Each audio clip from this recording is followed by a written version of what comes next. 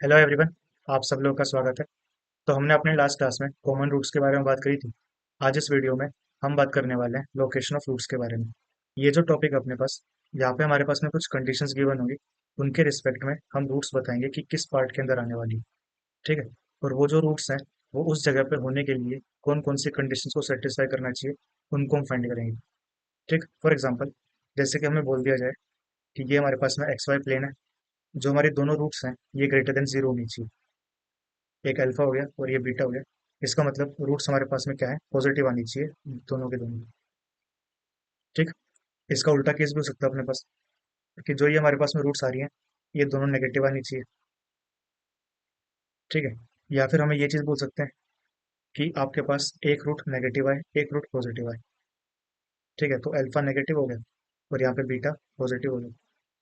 तो ये चीज़ें होने के लिए जो हमारे पास गिवन इक्वेशन होगी a x square plus b x plus c equals to zero, इसके ऊपर कौन कौन सी कंडीशन आनी चाहिए, हमें उनको फाइंड करना है। ठीक है। या फिर आपसे ये भी पूछा जा सकता है कि हमारे पास कोई एक नंबर के है, आपके दोनों रूट इस के से बड़ी होनी चाहिए, या फिर ये दोनों रूट्स के से छोटी होनी चाहिए। ठीक है। इस तरीके से हमारे पास बहुत सारे केसेस बनेंगे और हमें इनके रिस्पेक्ट में सारी कंडीशंस फाइंड करनी है। ठीक। तो सबसे पहले बात करते हैं जब हमारे पास दोनों रूट्स पॉजिटिव होनी चाहिए। ठीक है। दोनों रूट्स हमारे पास में पॉजिटिव है। ठीक। या तो ये केस हो सकता है अपने पास, या फिर हमारा ग्राफ डाउनवर्ड फेसिंग भी हो सकता है। ठीक। तब देखो, सबसे पहली कंडीशन क्या कि हमें दो रूट्स मिल रही हैं। ठीक है। तो दो रूट्स मिल रही हैं तो पहली कंडीशन तो ये होनी चाहिए कि हमारा D greater than equals to zero आना चाहिए। ठीक। क्योंकि ये भी तो हो सकता है कि अल्फा और बीटा इक्वल हो जाए और हमारे पास पॉजिटिव है, क्योंकि इसने सिर्फ ये बोला है कि रूट्स हमारे पास पॉजिटिव होनी चाहिए। वो इक्वल है या डिस्टिंक्ट है वो हमें नहीं पता, तो हमें दोनों केस कंसिडर करने पड़ेंगे। ठीक है, तो पहली कंडीशन ये आ गई। दूसरी कंडीशन देखो, जो ये रूट्स हैं इनको अगर आप ऐड कर दोगे तो वो चीज़ हमारे पास पॉजिटिव आएगी। ठीक है। तो यहाँ से आ जाएगा अपने पास sum of roots greater than zero. ठीक है। थर्ड कंडीशन, इन दोनों रूट्स को मल्टीप्लाई करोगे तो वो भी हमारे पास ग्रेटर देन जीरो आएगा, तो हम बोल सकते हैं product of roots greater than zero. ठीक। तो जो इक्वेशन अपने पास a x square plus b x plus c equals to zero, ये इन कंडीशंस को सेटिस्फाई कर देगी, तो उसके रूट्स ऑलवेज पॉजिटिव आएंगे। ठीक है। सेकंड केस की बात करते हैं जब हमारे पास दोनों रूट्स नेगेटिव होंगे। तो अब देखो, इसका जो ग्राफ है कुछ ऐसा बनेगा, या फिर ऐसा ही बन सकता है। ठीक है। यहाँ पे क्या हो रहा है, अल्फा और बीटा ये दोनों नेगेटिव होनी चाहिए। तो पहली कंडीशन वही कि दो रूट्स हमें मिल रही हैं, तो डी हमारे पास greater than equals to zero. ठीक। सेकंड कंडीशन, इनको जब आप ऐड करोगे तो वो लेस देन जीरो आना चाहिए, तो हमारे पास सम ऑफ रूट्स आ जाएगा लेस देन जीरो। तीसरी कंडीशन, जब दोनों रूट्स को आप मल्टीप्लाई करोगे तो वो हमारे पास क्या हो जाएगा, ग्रेटर देन जीरो, क्योंकि माइनस मल्टीप्लाई में माइनस करेंगे तो वो हमारे पास प्लस आता है। ठीक है। तो यहाँ पे आ जाएगा हमारे पास product of roots greater than zero. तो ये हमारे पास में इसके लिए कंडीशन हो जाएंगी। इसके बाद में थर्ड केस आएगा जब हमारे पास एक रूट पॉजिटिव हो जाएगी और एक रूट नेगेटिव हो जाएगी, तो इसको हम ये बोल सकते हैं कि रूट्स हैविंग अपोजिट साइन। ठीक है। तो ये केस कुछ ऐसा बनेगा, एक रूट हमारे पास नेगेटिव आई है, एक रूट हमारे पास पॉजिटिव आई। ठीक। तो अब देखो, इसके लिए आप क्या कर सकते हो, अगर मैं अल्फा बीटा को मल्टीप्लाई करूँ तो हमारे पास प्रोडक्ट ऑफ रूट्स आ जाएगा। ये हमारे पास लेस देन जीरो आना चाहिए। इसके अलावा हमें और किसी कंडीशन की जरूरत नहीं है। क्यों नहीं है, क्योंकि देखो, जब मैंने दोनों रूट्स को मल्टीप्लाई किया और मेरे पास लेस देन जीरो आ रहा है, तो यही से हमें ये चीज़ पता चल रही है कि एक रूट पॉजिटिव आएगी और एक रूट नेगेटिव आएगी। ठीक है। तो यही से हमें ये पता चल गया कि दो अलग रूट्स आ रही हैं, तो इसके अंदर ही हमारे पास आ जाएगा डी ग्रेटर देन जीरो। इसके बाद में आता हमारे पास कि जो हमारी दोनों रूट्स हैं वो कोई एक नंबर के से छोटी होनी चाहिए। ठीक है। या तो वो ऐसा हो सकता है, या फिर हमारे पास इस तरीके से हो सकता है। ठीक। तो अब देखो, अगर ऐसा कुछ केस है अपने पास, तो इसके लिए हमारे पास कौन कौन से कंडीशन आनी चाहिए। सबसे पहली कंडीशन तो रूट्स मिल रही हैं, तो हम लिखेंगे यहाँ पे D greater than equals to zero.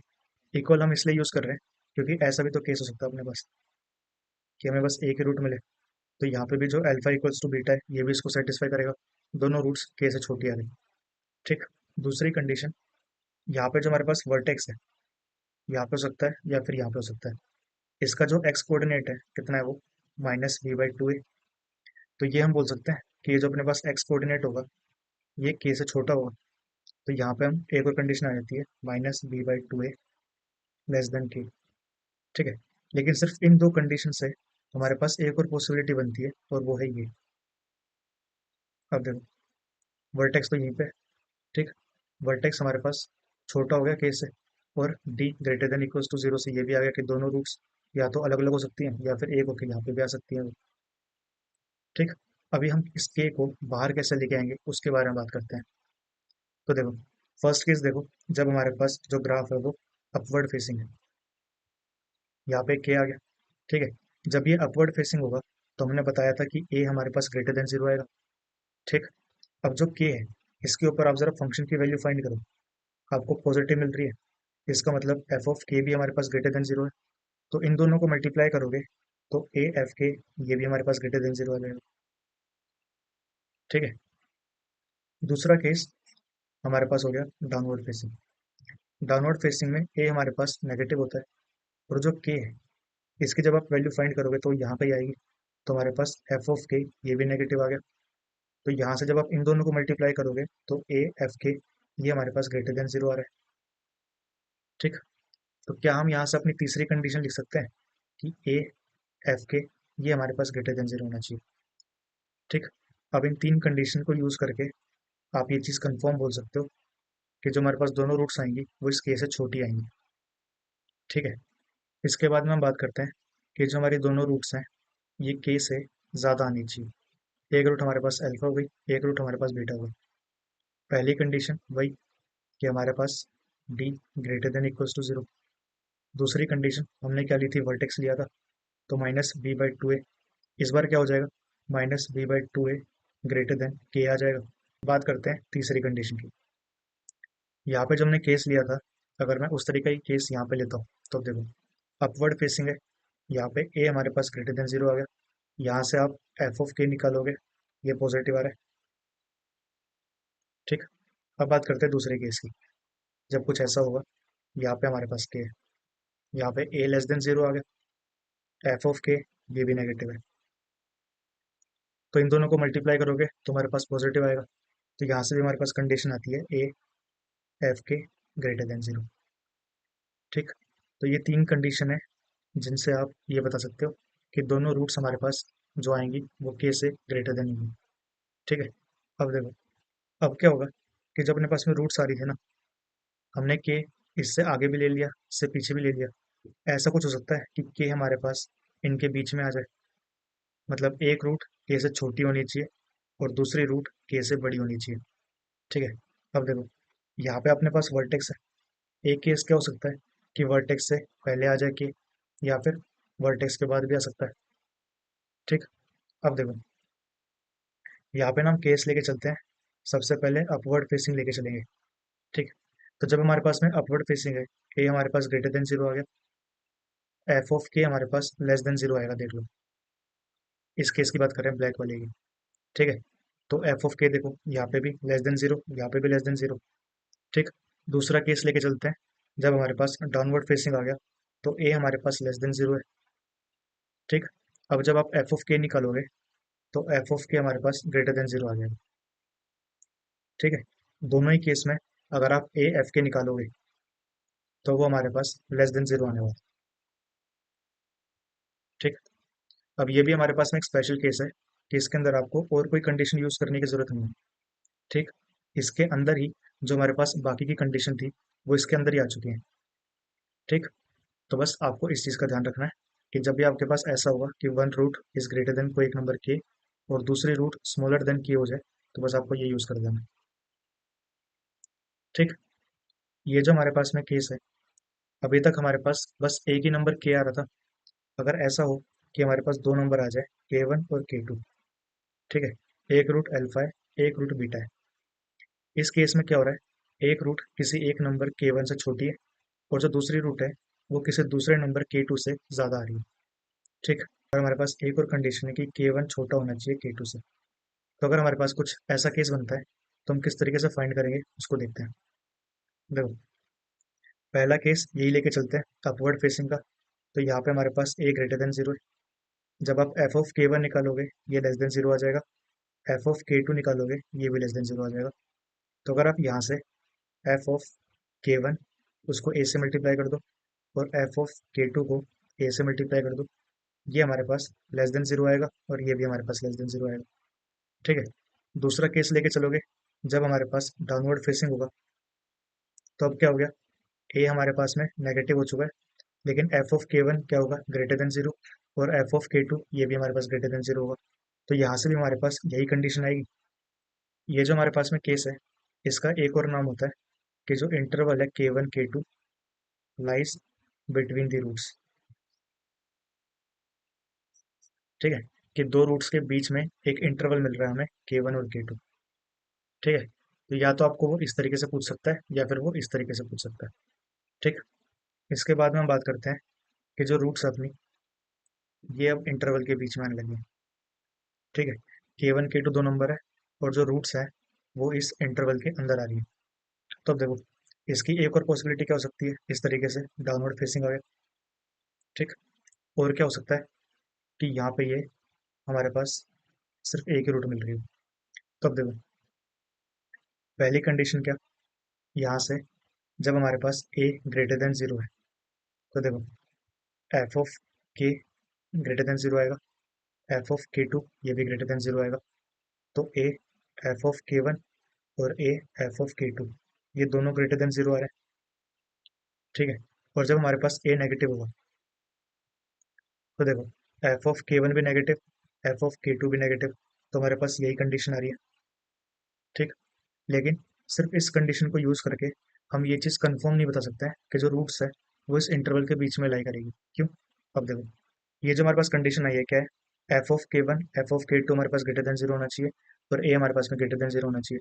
Upward facing में ये तो आ गया, ऐसा भी तो हो सकता है कि के वन यहाँ पे आ गया और के टू भी यहाँ पे आ गया, ये भी तो इस कंडीशन को सेटिस्फाई कर रहा है। या फिर के वन भी यहाँ पे आ जाए और के टू भी यहाँ पे आ जाए।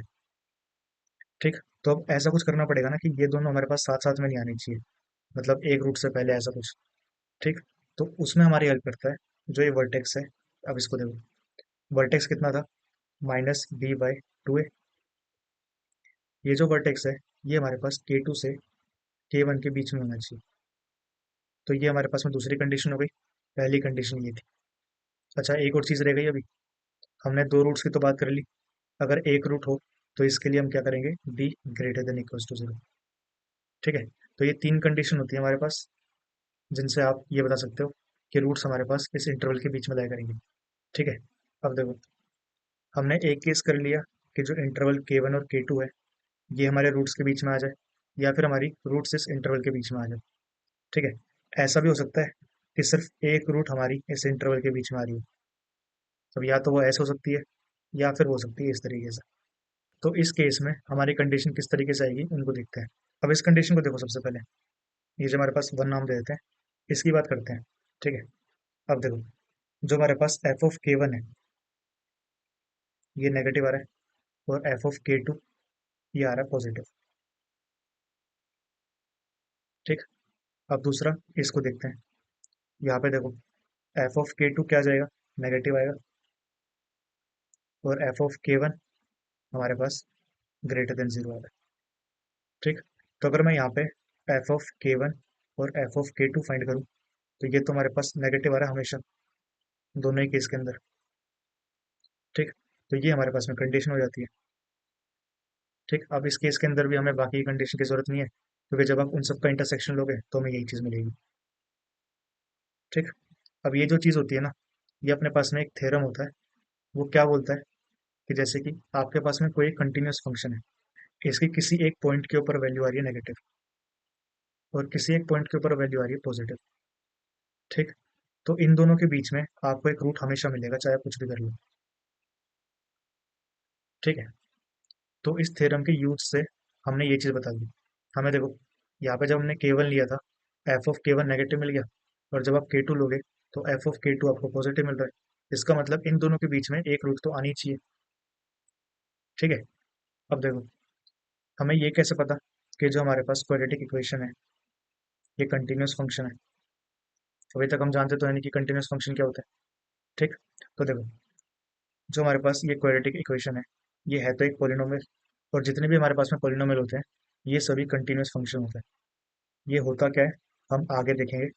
अभी के लिए बस आप इतना समझ लो कि ये हमने कुछ तो किया है। इतनी चीज क्लियर होती है आपको कि अगर आप नेगेटिव से पॉजिटिव जा रहे हो तो आप कभी ना कभी तो जीरो बनोगे। ठीक। तो यहाँ तक हमारे पास सारे केसेस होते हैं।